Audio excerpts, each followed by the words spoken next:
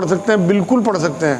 کوئی قرآن کی آیت یا حدیث نبی اکرم صلی اللہ علیہ وسلم کی یہ نہیں ملتی کہ وضو سے ہی قرآن پڑھیں. لیکن اللہ کا کلام ہے، بہت تقدس کی بات ہے، وہ بہت بڑا ہے اللہ، اس کا کلام اس تقدس سے پڑھنا چاہیے.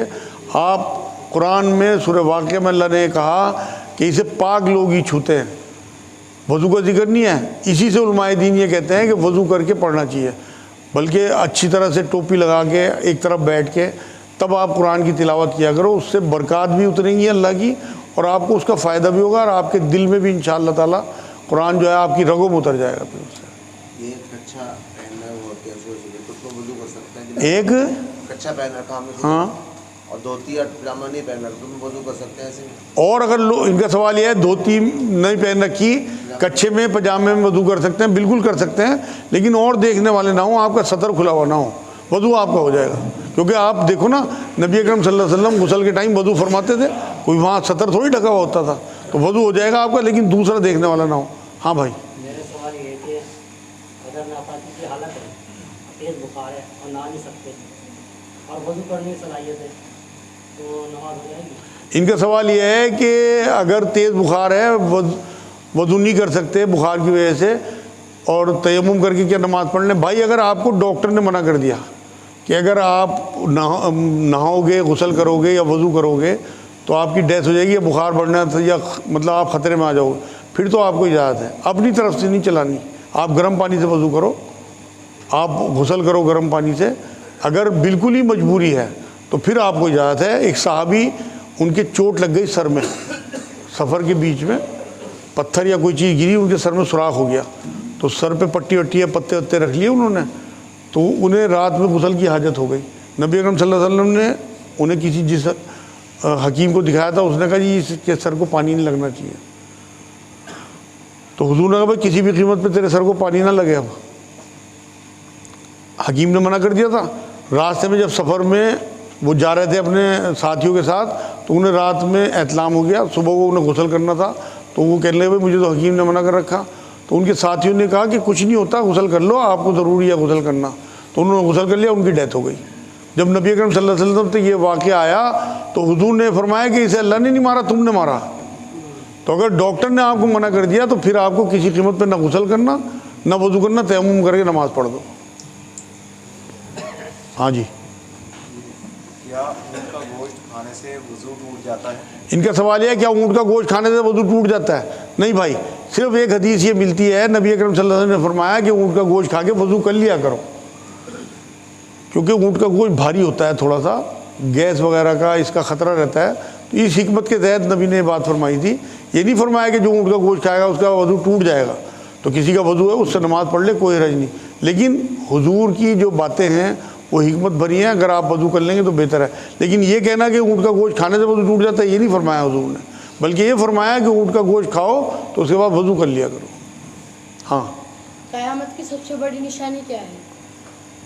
ان کا سوال یہ ہے کہ قیامت کی سب سے بڑی نشانی کیا ہے؟ حضور کا آنا. حضور کے آنے کے بعد ہی قیامت آنی ہے. آپ بتاؤ.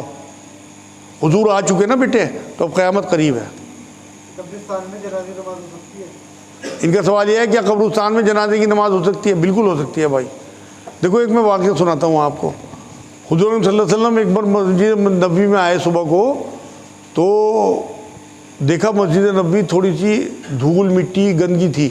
تو حضور نے کہا بھائی وہ ایک بڑی بھی جو آتی ہے کالی سی، وہ صفائی کرنے آتی تھی، کیا آج وہ نہیں آئی؟ تو صحابہ نے کہا حضور اس کا تو انتقال ہو گیا رات. تو حضور نے کہا بھائی مجھے کیوں نہیں بتایا تم نے؟ کہ جی وہ ایک ایسی غریب عورت تھی، صفائی والی تھی، اب نے آپ کو کہاں ڈسٹرب کریں گے، آپ کو زحمت ہوگی. تو حضور نے کہا نہیں مجھے بتایا کرو. اور پھر ان صحابہ کو لے کے حضور اس کی قبر پہ گئے اور وہاں جنازے کی نماز ادا کی اس کی، اور اتنی دیر تک دعائیں کی اس لیڈی کے لیے حضور نے کہ وہاں جو موجود صحابی تھے وہ یہ تمنا کرنے لگے کاش میں مر جاتا، اب مجھے حضور کی ایسی دعائیں مل جاتی. تو اس لیے یہ بات ثابت ہو گئی کہ اگر کوئی مجبوری ہو تو قبرستان میں بھی جنازے کی نماز ہو سکتی ہے. ہاں. نماز میں اکثر جو یہ اعلان کرتا ہے کہ اپنا جو چپل وغیرہ اتار دو، اسی اوپر کھڑے ہو جاتے ہیں، تو یہ کیسے درست؟ دوبارہ بتاؤ. نماز جنازہ جب ہو رہی ہوتی ہے تو اکثر یہ کہتے ہیں کہ اپنے پیر پکڑ جو ہے نا پیر کو نکال لیں جوتوں سے، اسی اوپر کھڑے ہو جاتے ہیں، تو یہ کیسے درست ہے؟ ان کا سوال یہ ہے کہ لوگ چپل اتار کے اس پہ کھڑے ہو جاتے ہیں، کیسے درست ہے؟ بالکل درست ہے بھائی، حضور نے چپلوں میں بھی نماز پڑھی، جوتوں میں۔ آپ جس سڑک پہ کھڑے، وہاں جس علاقے میں ہم رہ رہے ہیں، اگر یہ علاقہ سعودی عرب کا ہو، انگلینڈ کا ہو، کوئی حرج نہیں، آپ جوتے اتار کے سڑک پہ کھڑے ہو جاؤ، پاک ہوتی ہے زمین۔ یہاں تو گائیں بھینسیں کتے بلی سب پھر رہے نا سڑک پہ، اور سب گندگی کرتے پھر رہے۔ آپ وضو کر کے آئے، گیلے آپ کے پیر، اور آپ نے اس سڑک پہ وہیں کتے نے منہ رکھا ہو، آپ کے تو پیر ناپاک ہو گئے۔ تو اس لیے بہتر ہے کہ آپ اپنی چپلوں پہ پیر رکھ لو، احترام بھی ہو گیا اور آپ کی نماز بھی ہو گئی۔ ہاں جی، سور کون پھونکیں گے؟ ان کا سوال یہ ہے کہ سور کون پھونکے گا؟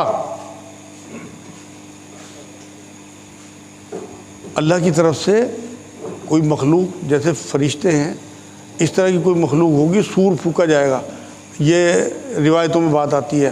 اب یہ کون پھونکے گا، اللہ کسی حکم دے گا، یہ اسی ٹائم کھلے گا معاملہ، سور پھونکے جائے گا یہ ضرور۔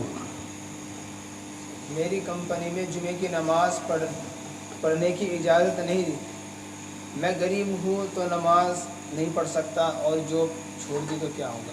ان کا سوال یہ ہے، جس کمپنی میں کام کرتے ہیں، کوئی غریب آدمی ہے، کمپنی جمعے کی نماز کی اجازت نہیں دیتی، تو یہ کیا کریں، کس طرح جمعہ پڑھیں؟ بھائی یا تو آپ یہ کریں کہ اپنی تنخواہ کٹوا لیں، ہر جمعے کی چھٹی لے لیا کریں، جمعے کی نماز آپ کے اوپر فرض ہے پڑھنا۔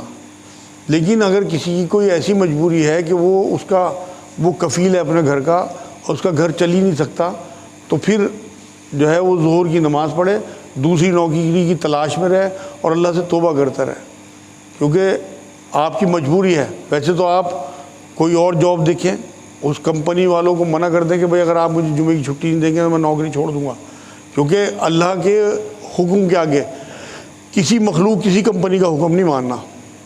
یہ حدیث بتا رہا میں آپ کو، اس کا مفہوم ہے۔ تو اس لیے آپ اس کمپنی کو چھوڑ دیں، جب تک دوسری کمپنی نہ ملے، جب تک مجبوری میں توبہ کرتے رہیں اور ظہر کی نماز ادا کرتے رہیں، اگر وہ جمعے کو نہیں جانے دیتے، ورنہ ان سے کم اتنی مہلت مانگ لیں کہ وہ 2 فرض آپ پڑھیں تب بھی آپ کا جمعہ ہو جائے گا۔ ہاں جی، کیا خطبے کے بعد یہ کہنا کہ موبائل بند کر لیجئے یا اس کی جگہ فل کر لیجئے، یہ کہنا ٹھیک ہے؟ ان کا سوال یہ ہے کہ آپ موبائل کو بند کرنے کو کہنا اور جگہ کو پور کرنے کو کہنا ٹھیک ہے؟ بالکل ٹھیک ہے بھائی۔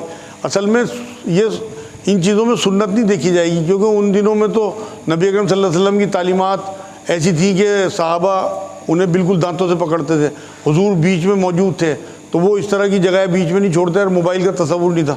لیکن آج کے دور میں جس طرح سے لوگ نمازوں میں ڈسٹرب ہوتے ہیں فون کی گھنٹی سے، یہ اعلان امام صاحب کا بالکل درست ہے۔ آپ کچھ پوچھ رہے تھے؟ حدیث یہ ہے کہ آپ صلی اللہ علیہ وسلم نے چاند کے انگلی سے 2 ٹکڑے کر کے، صحیح بات ہے؟ ان کا سوال یہ ہے، یہ حدیث پاک ہے کہ حضور نے چاند کے 2 ٹکڑے کر دیے تھے، کیا یہ صحیح بات ہے؟ بالکل صحیح بات ہے بھائی، حضور صلی اللہ علیہ وسلم کے معجزات میں سے یہ ہے۔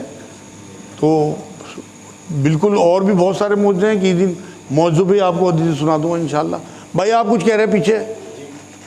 ابھی آپ کی میں نے ایک ویڈیو میں سنا تھا، آپ اس میں فرما رہے تھے کہ مزار پہ جو چادر وغیرہ چڑھاتے ہیں تو اس میں مطلب کسی کو دان کر دینی چاہیے، غریب کو دے دینی چاہیے، لیکن اس میں مزار کے بارے میں آپ کو کچھ کنڈیم کرتے ہوئے نہیں سنا میں، تو کیا اسلام میں مزار بنانا جائز ہے؟ اس کا مطلب آپ نے پوری طرح نہیں سنی وہ ویڈیو، آپ دوبارہ سننا۔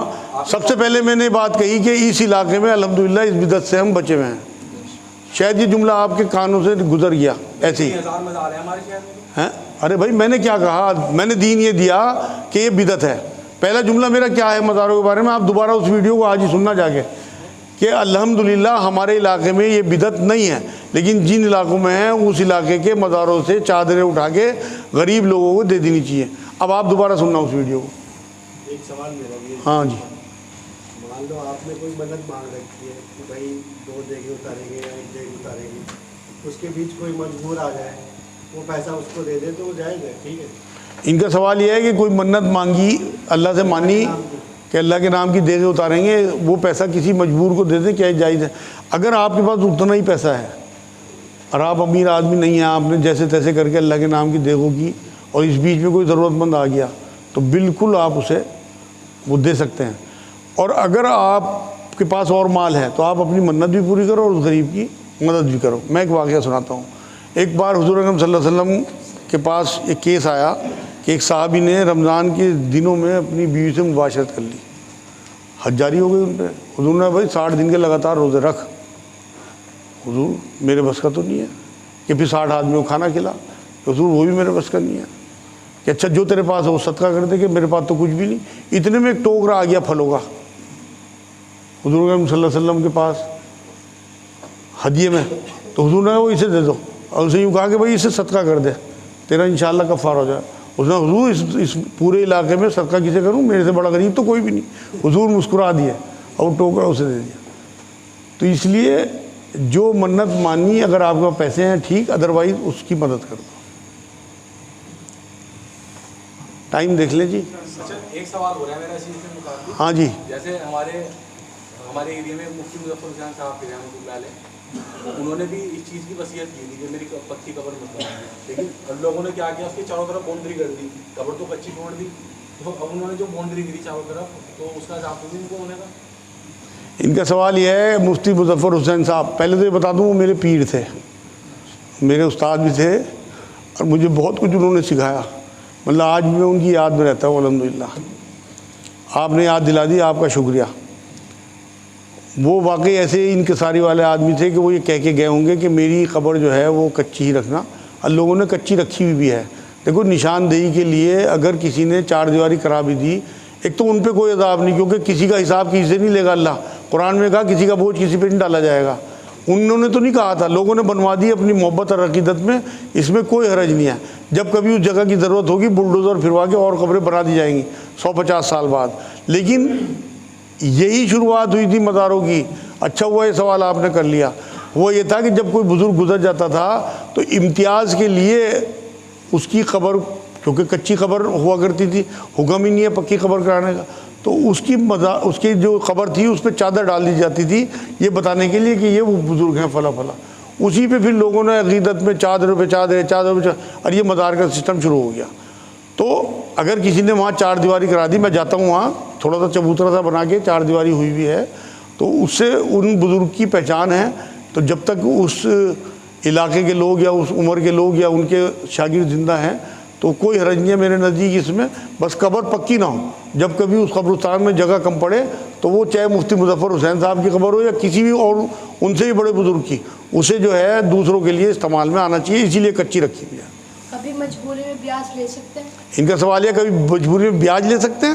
بیاج دینا تو مجبوری میں سنا تھا, لینا میں نے پہلی بار سنا. ایسی کوئی مجبوری نہیں ہے اسلام میں. بیاج لینے والا, بیاج دینے والا, بیاج کا لکھنے والا, بیاج کا گواہ, سب ایک زمرے میں ہیں, اللہ کے دشمن. اور بیاج کے 70 سے زیادہ درجے ہیں. سب سے آخری درجہ یہ ہے جیسے کسی نے اپنی ماں کے ساتھ زنا کر لیا ہو. تو اس لیے بینک سے لون لے کے گھر لے سکتے ہیں, جو چیز فنا ہو جائے اس پہ بیاج ماننا جائے. یہ پہلے دیکھ لو بھائی کیا ہے. ہاں آخری سوال ہے بھائی آج کا, اگلے سال کریں گے انشاءاللہ, اگلے ہفتے کریں گے سوال. ان کا سوال یہ ہے, گامڈی صاحب یہ کہتے ہیں کہ بینک سے پیسے لے کے وہ گھر بنوا سکتے ہیں. بھائی ہمیں یہ بتاؤ آپ کہ جب حضرت عمر نے کسی بات پہ حضور صلی اللہ علیہ وسلم سے توریت شریف کا حوالہ دیا تو حضور نے کہا اگر موسیٰ بھی آ جائے اس زمانے میں اسے بھی قرآن کو فالو کرنا پڑے گا, میری شریعت پہ چلنا پڑے گا. تو ہم حضور کی شریعت پہ چلیں یا گامدی صاحب کے کہنے پہ چلیں؟ حضور نے یہ بات فرمائی جو میں بیاج کے بارے میں آپ کو بتا رہا. قرآن سورہ بقرہ آیت 279 یہ کہتا ہے کہ جو سود کا کام نہ چھوڑیں وہ اللہ اور اس کے رسول سے جنگ کے لیے تیار ہو جائیں. اب گامدی صاحب سے تو ہم نمٹ لیں گے یہاں, اللہ اور اس کے رسول سے کیسے نمٹیں گے اگر ان سے دشمنی شروع ہو گئی. وما علینا الا البلاغ. اللہم صلی علی سیدنا محمد وعلی آل سیدنا محمد وبارک وسلم. اے اللہ تو ہمارے گناہوں معاف فرما دے. یا اللہ تو ہمیں دین پہ چلنے والا بنا دے. یا اللہ ایمان والی آسان زندگی, ایمان والی آسان موت عطا فرما. یا اللہ پاک ہمارے جو بھی گناہوں انہیں معاف فرما دے. یا اللہ ہمارے جو بزرگ چلے گئے ان کی مغفرت فرما. یا اللہ ہمارے بھی مغفرت کے فیصلے فرما. یا اللہ پاک ہمارے بزرگوں کی اگر مغفرت ہو گئی ہو تو ان کے درجے بلند فرما. یا اللہ ہمیں دین کی صحیح سمجھ عطا فرما. یا اللہ دین پہ چلنا آسان فرما. یا اللہ شریعت پہ چلنا آسان فرما. یا اللہ ہم جہاں جو بات کرتے ہیں سنتے ہیں اس میں کسی قسم کا کوئی شر ہو تو ہمارے دلوں سے دور فرما. جتنی خیر کے پہلوؤں ہمیں عمل کرنے کی توفیق عطا فرما. حضور کی حد درجے کی محبت عطا فرما. حضور کی خوابوں میں زیارت نصیب فرما. یا اللہ شریعت کی پابندی عطا فرما. یا اللہ حضور کی سنتوں پہ چلنے والا بنا دے. یا اللہ جن چیزوں کو حضور اکرم صلی اللہ علیہ وسلم نے منع فرمایا ہے ان سے دور رہنے کی توفیق عطا فرما. جن جن چیزوں کو کرنے کا حکم دیا ان پہ چلنے کی توفیق عطا فرما. یا اللہ ہمارا بیٹھنا قبول فرما لے. یا اللہ سبحان ربک رب العزت عما یصفون وسلام علی المرسلین والحمد للہ رب العالمین. اللہم آمین.